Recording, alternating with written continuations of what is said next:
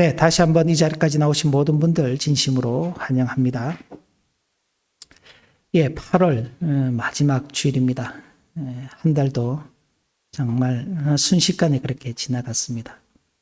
8월 첫 주를 시작하면서 에베소서 말씀을 통해 가지고 우리는 하나님의 부르심을 받은 사람들이라는 그 말씀을 들었습니다. 하나님께서는 우리를 부르셨습니다. 그런데 그 하나님은 우리를 부르시고 그냥 버려두시는 분이 아니라 우리와 함께 하시는 분이십니다. 우리와 함께 하시는 분일 뿐만 아니라 우리를 도우시는 분이십니다. 그리고 우리의 피난처와 산성이 되어주시는 분이십니다. 그런데 우리가 이 땅을 살아가면서 만나게 되는 이해할 수 없는 그런 문제들, 그런 현실들 앞에서 고민하며 하나님 앞에 질문할 때 하나님께서는 거기에 대해서도 우리에게 대답해 주시는 분이십니다. 오늘 우리는 이 하박국서를 통해서 응답하시는 하나님에 대해서 살펴보게 되기를 원합니다. 하박국 선지자, 우리 하박국서는 이 말씀으로 굉장히 잘 알려져 있습니다. 하나는 오직 의인은 믿음으로 말미암아 살 것이다 라는 이 말씀. 이 말씀은 나중에 사도 바울이 로마서에서 의인은 믿음으로 말미암아 산다라는 그 이신칭의의 그 내용을 가르칠 때에 인용하게 되는 말씀입니다. 그래서 이 말씀이 유명하고요. 그 다음 3장에 나타나는 비록 아무것도 내게 없을지라도 나는 여호와 하나님으로 인하여서 기뻐하고 즐거워하겠다라는 그 말씀이 이 하박국서 말씀에서는 아주 중요합니다. 그런데 이 하박국 선지자가 사역했던 그 시대는 사실은 굉장히 암울한 시대였습니다. 북이스라엘이 이미 멸망한 지 한 100여 년 정도 시간이 지났습니다. 그리고 이제 남유다가 멸망하기까지 대략 한 30에서 20년 정도 그렇게 남아 있었습니다.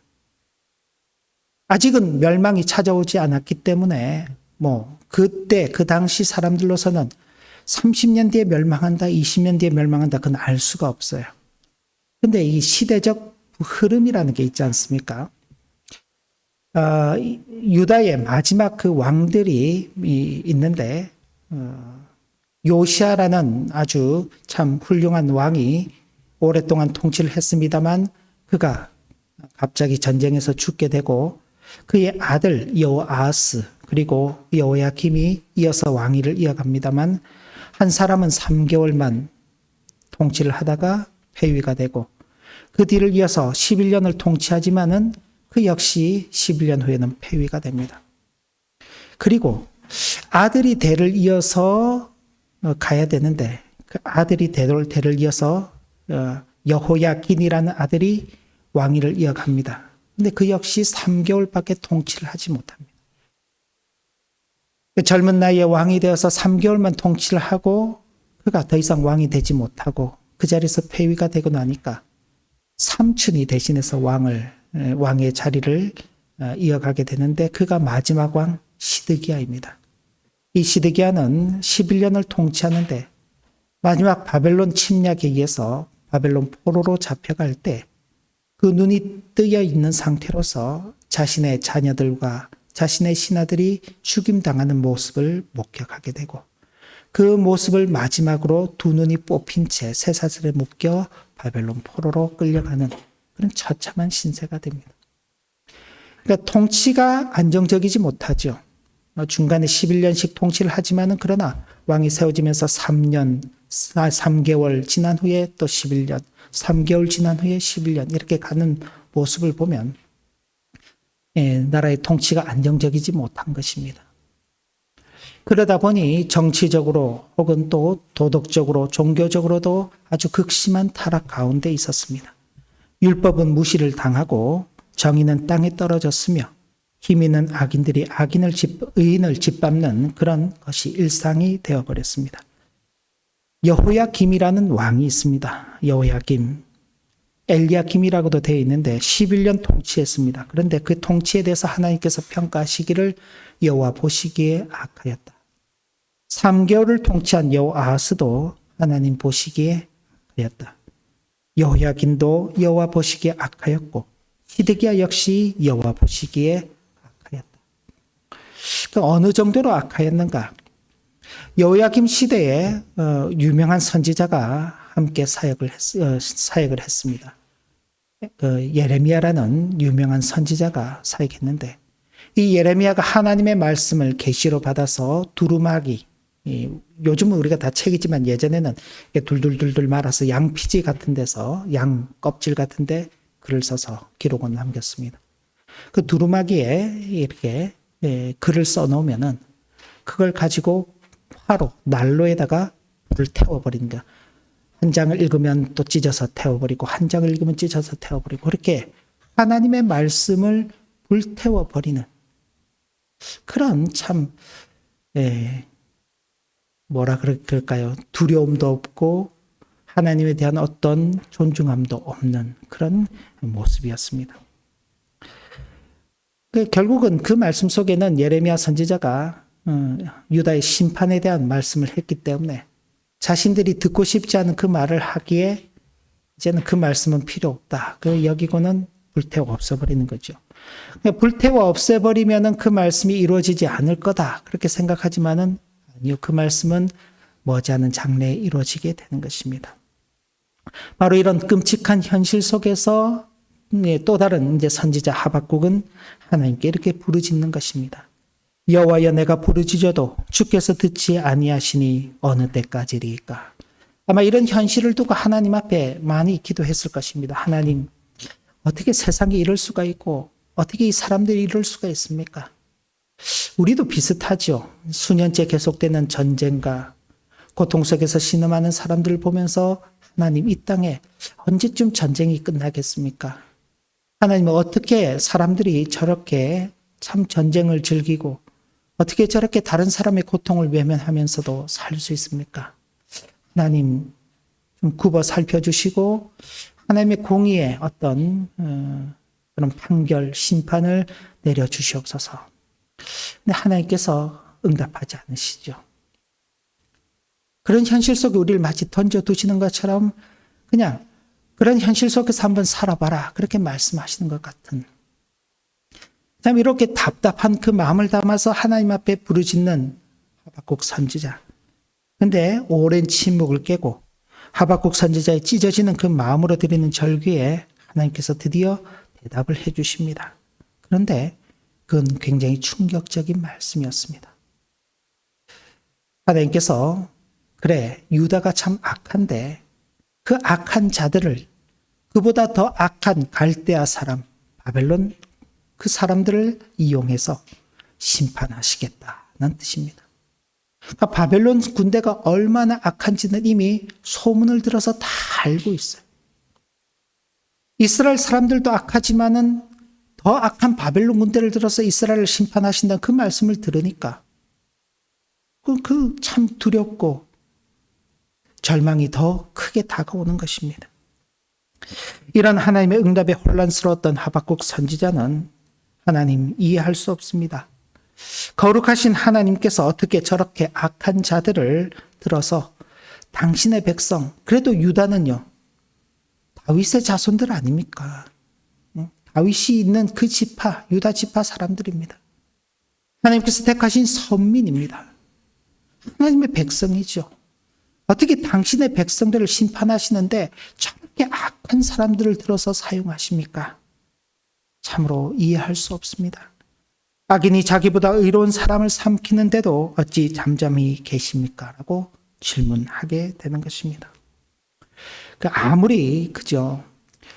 우리 집에서도 그렇지 않습니까?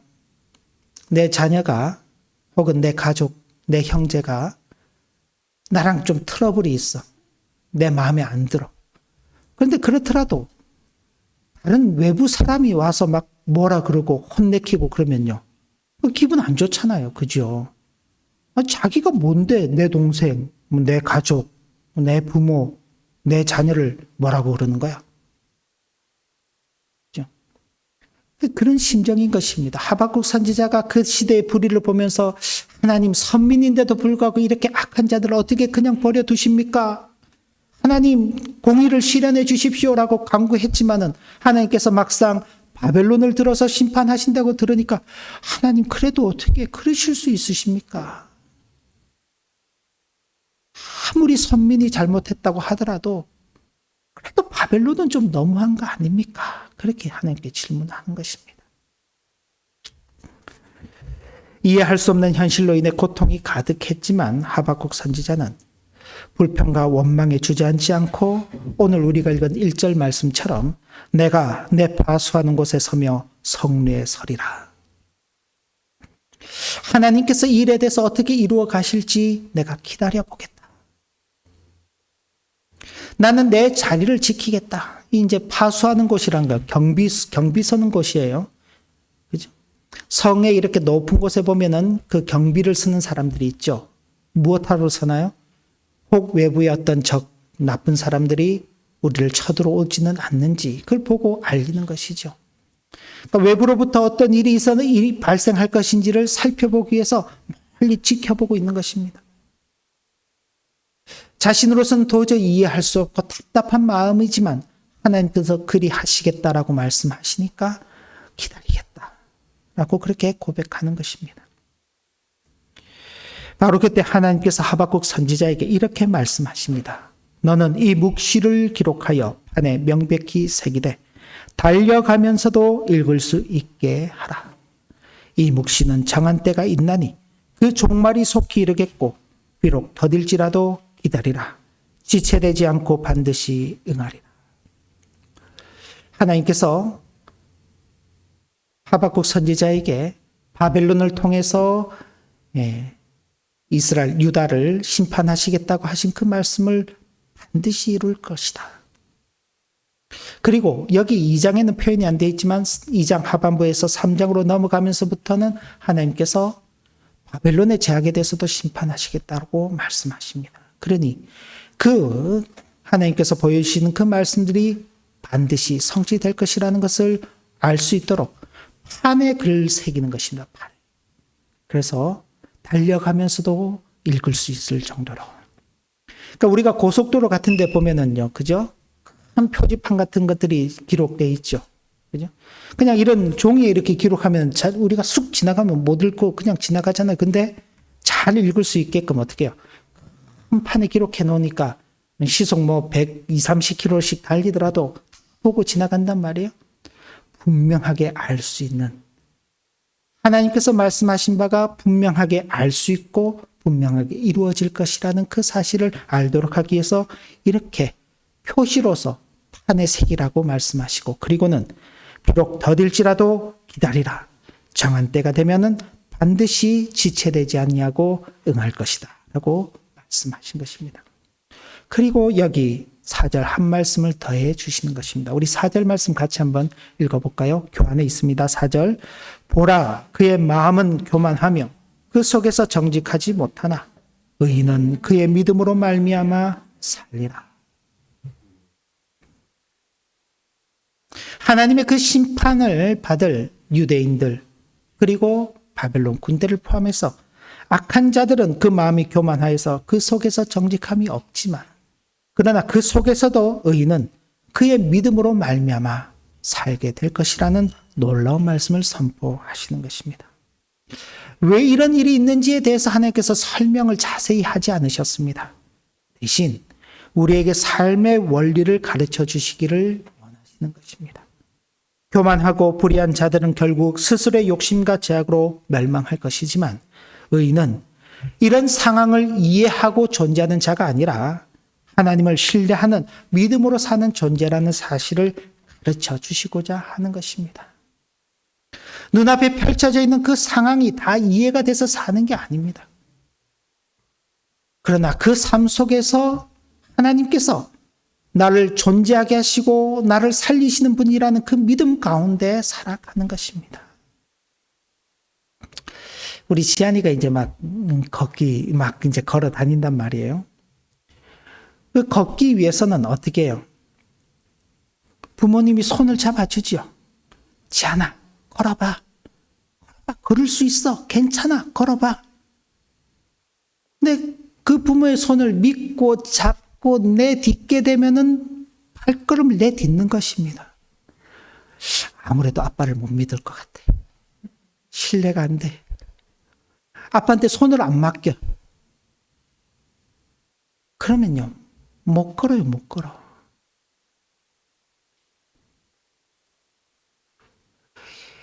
우리가 이 땅의 삶을 살아가면서 때로는 이해가 되지 않고 도대체 왜 이런 상황이 내게 주어졌지?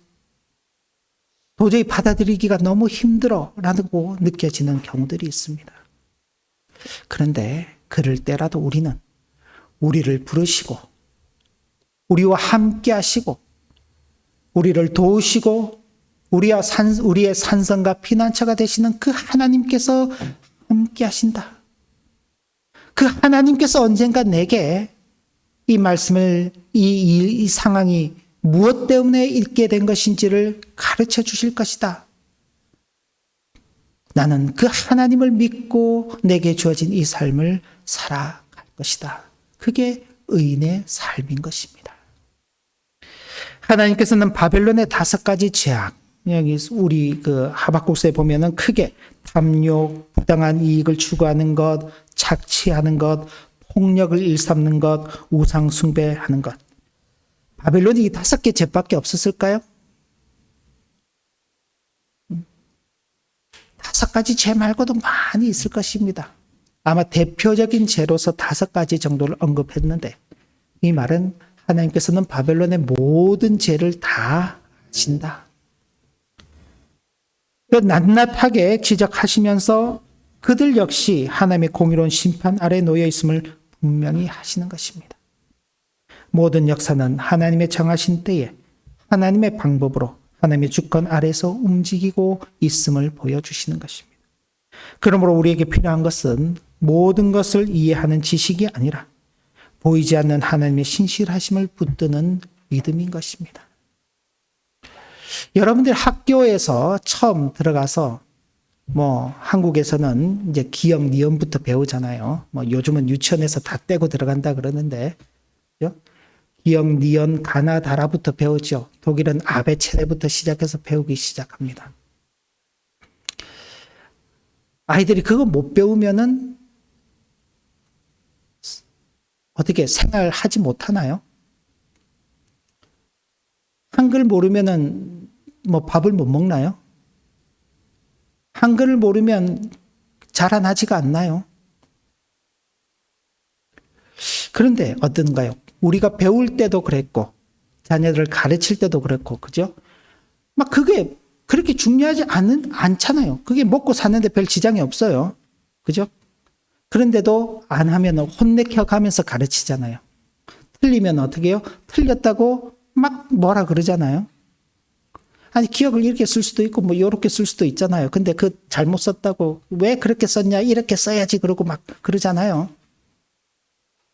그걸 배우는 그 나이대의 아이들은 이해를 못 하죠. 이게 내게 무슨 필요가 있는가. 그죠? 나는 그저 그냥 내가 하고 싶은 대로 먹고 자고 놀고 하고 싶은데 공부라는 걸 하라고 말한단 말이에요. 이해를 못 하죠. 그렇게 이해를 잘 하지 못한 채 학교를 다닙니다. 학교에 갔더니 선생님이 공부하라 그러고 읽으라 그러고 숙제도 내주고 숙제 안 하면은 또 요즘은 안 때릴 거니까 점수가 안 좋죠. 점수를 낮게 주죠. 똑같이 학교를 다니는데 점수가 다 달라요. 그죠? 도대체 이걸 왜 하라고 그러는 거야? 그런데 어느 정도 시간이 지나고 나면 그때 배웠던 것들이, 그죠? 내 삶에 있어서 정말 필요한 것이구나. 야, 내가 그때 그걸 배우지 않았더라면 지금 내가 어떻게 살고 있을까? 시간이 한참 지나고 난 다음에야 비로소 이해하게 되는 것입니다. 이 땅에 우리가 살아가는 인생도 그런 것입니다. 우리 인생이 경험하지 못하는 그런 다양한 사건들, 그 사건들 속에서 하나님께서 우리에게 하나님의 그 섭리하시는 역사를 가르쳐 주시기 위해서 그런 다양한 사건들을 만나게 하시는 것입니다. 한참 힘있게 막 그 혈기가 왕성해서 막 뛰어다니는 그 청년 시기가 있는가 하면은 그 시기가 좀 지나면 어떻게 해요? 힘이 조금씩 빠지면서 이제 피곤하고 지치고 몸이 예전 같지 않고 아픈 곳들이 계속 생기면서 약해지죠. 그러면서 인생을 돌아보는 것입니다. 인생이 마냥 이 땅에서 살 수 있을 것 같은데 내게 정해진 시간도 얼마 남지 않겠구나. 예전에는 목표를 향해서 달려간다고 정신이 없었는데 어느 순간부터는 이제는 마무리를 하기 위해서 자신의 길을 가다듬어 가는 그 수준으로 나아가는 것입니다. 사람이 변해가는 것이죠. 우리에게 필요한 것은 모든 것을 이해하는 지식이 아니라 우리를 이끌어 가시고 우리에게 당신의 그 선하신 역사심이 무엇인지를 깨닫게 하시기 위한 그 하나님의 신실하심을 붙드는 믿음만이 필요할 뿐인 것입니다. 그러니 이런 하나님의 응답을 들은 하박국 선지자는 기도하는데 더 이상 불평과 질문의 기도가 아니라 하나님의 위대하심을 찬양하는 노래로 기도를 올려드리는 것입니다. 과거 이스라엘을 구원하셨던 하나님의 놀라운 권능을 기억하면서 다가올 심판의 날을 생각하며 두려움에 떨기도 하였습니다. 여기 두려움이라는 것은요, 이 심판이 반드시 실현될 것임을 확신했기 때문에 그런 것입니다. 하나님께서는 언젠가 우리가 살고 있는 이 땅도 마지막 심판을 하실 것입니다.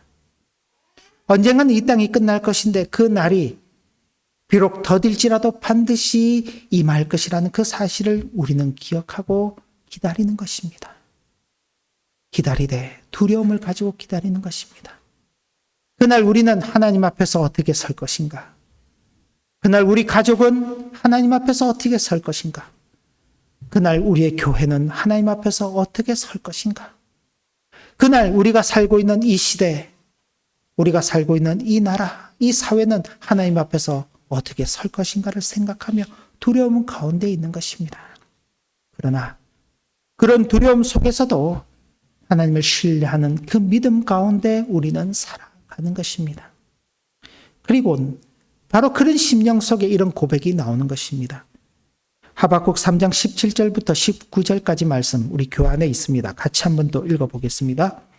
비록 무화과 나무가 무성하지 못하며 포도나무에 열매가 없으며 감람나무에 소출이 없으며 밭에 먹을 것이 없으며 우리의 양이 없으며 외양간에 소가 없을지라도 나는 여호와로 말미암아 즐거워하며 나의 구원의 하나님으로 말미암아 기뻐하리로다. 주 여호와는 나의 힘이시라. 나의 발을 사슴과 같게 하사 나를 나의 높은 곳으로 다니게 하시리로다. 아멘. 우리식으로 바꿀까요? 냉장고를 열었는데 과일도 없어요. 그죠? 마실 음료수도 없어요. 쌀도 없고요. 고기도 없어요. 먹을 수 있는 게 아무것도 없다니까. 저희 집 애들이 이제 늘 하는 이야기, 냉장고 문 열고 집에 먹을 게 없어 그래. 먹을 게 없어. 먹을 게 없으면 어떻게 되나요? 슬퍼지지요. 힘이 빠지지요. 괜히 기분이 안 좋지요. 화가 나죠. 그런 이야기만 했습니다. 좀 넓혀볼까요? 돈도 없어요. 명예도 없어요. 힘도 없어요. 가진 지식도 없어요. 좋은 직장도 없어요. 이 사회 속에서 비참하다고 여겨지는 것밖에 남지 않았어요. 흙수저도 아니고, 그죠? 진흙수저, 시궁창 수저. 보통 그렇게 되면은요, 자신의 삶을 비참하다고 이야기하고 자신의 생을 비참하다고 이야기하며 스스로 생을 포기해버리는 그런 경우들을 허다하게 바라봅니다. 그런데 그 시선이, 세상을 바라보는 그 시선이, 그 세상을 바라보는 시선에서 하늘을 바라보고 하늘에 계신 하나님을 바라볼 때에 이런 고백이 나오는 것입니다. 나는 여호와 하나님으로 말미암아 기뻐하며 나의 구원의 하나님으로 말미암아 즐거워할 것이다. 우리를 부르시고 그냥 버려두지 않으시는 것입니다. 우리와 함께 하시는 하나님이십니다. 우리를 도우시는 하나님이십니다. 어렵고 힘든 일이 있을 때 피할 곳이 있어요. 산성과 피난처가 되어주시는 그 하나님이십니다. 그리고 이해할 수 없는 일들 앞에서 한탄하며 하나님 앞에 질문할 때, 그래, 내가 다 듣고 있다. 다 알고 있다. 내가 반드시 너의 기도를 듣고 내 공의를 이룰 것이다. 너는 그 가운데서 믿음을 가지고서 살아라. 믿음을 가지고서 살아라. 살 길을 보여주는데 믿음을 가지고서 살아라. 그 하나님을 향해서 시선이 옮기다 보니 눈앞에 있는 그 현실이 다 사라져버리는 것입니다. 분명 하박국 선지자가 처음 하나님께 부르짖고 기도할 때는 그의 관심은 현실의 문제였습니다. 그러나 하나님께서 찾아오시고 말씀해 주시니 그의 관심이 바뀌는 것입니다. 그 모든 것을 주관하시고 역사하시는 하나님께 관심을 두는 것입니다.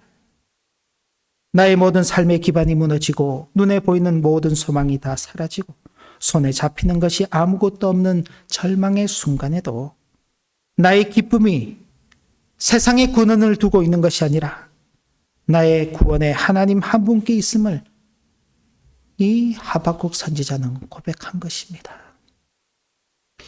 자신이 믿는 그 하나님께서 수년 내에 이 땅을 심판하실 것이다. 판에다가 기록해라. 달려가면서도 볼 수 있게끔 기록해라. 더딜지라도 반드시 임할 것이다. 그 말씀 앞에 얼마나 두렵겠어요. 그러나 하나님께서 그 속에서 하나님을 향한 그 믿음 가운데 살려고 발버둥치는 의인들이 있음을 알고 계시고 그들을 반드시 살리실 것이라고 말씀하시니 그 하나님을 바라보며 이런 고백을 하는 것입니다. 우리의 상황이 우리의 기쁨을 결정하는 것이 아닙니다. 우리는 많은 경우에 상황 때문에, 내가 당면한 현실 때문에 기뻐하고 슬퍼합니다. 그러나 그 상황이 우리의 기쁨을 결정하지 않습니다. 우리와 함께 하시는 하나님이 우리의 기쁨이 되심을 고백하는 자가 믿음으로서 사는 의인인 것입니다. 하나님께서는 우리로 하여금 그런 의인으로 살아가도록 하시기 위해서 우리를 불러서 이 땅 가운데 두시는 것입니다. 이해할 수 없는 현실 가운데서도 오직 의인은 믿음으로 살리라는 이 말씀을 하박국 선지자의 고백, 사도 바울의 고백이 아닌 저와 여러분들, 나의 고백으로 삼는 우리 일생이 되어야 하겠습니다. 그리고 세상의 조건들 때문에 행복하고 불행한 우리의 삶이 아니라 세상 사람들은 그래요. 세상 사람들은 이런 조건들 때문에 행복하고 그 조건들이 갖춰지지 않으면 불행하고, 그러나 우리의 삶이 그렇게 좌우돼서는 안 되는 것입니다. 조건이 없을지라도 여호와 구원의 하나님으로 인하여 즐거워하며 기뻐하는 저와 여러분들의 삶이 되시기를 진심으로 기원합니다. 하나님 아버지, 주신 교훈의 말씀을 마음에 새기며 조건 때문에 우리의 삶이 가치가 있는 것이 아닙니다. 하나님으로 인하여서, 하나님으로 말미암아 우리의 생애에 가치가 있음을 기억하고 우리를 부르시고 우리와 함께 하시고 우리를 도우시고 산성과 피난처가 되어주시며 응답하시는 하나님이 계심을 믿고 그 하나님과 함께하는 참으로 기쁨과 즐거움이 가득한 일생을 살아가는 우리가 되게 하여 주옵소서. 예수님 이름으로 기도 올리옵나이다. 아멘.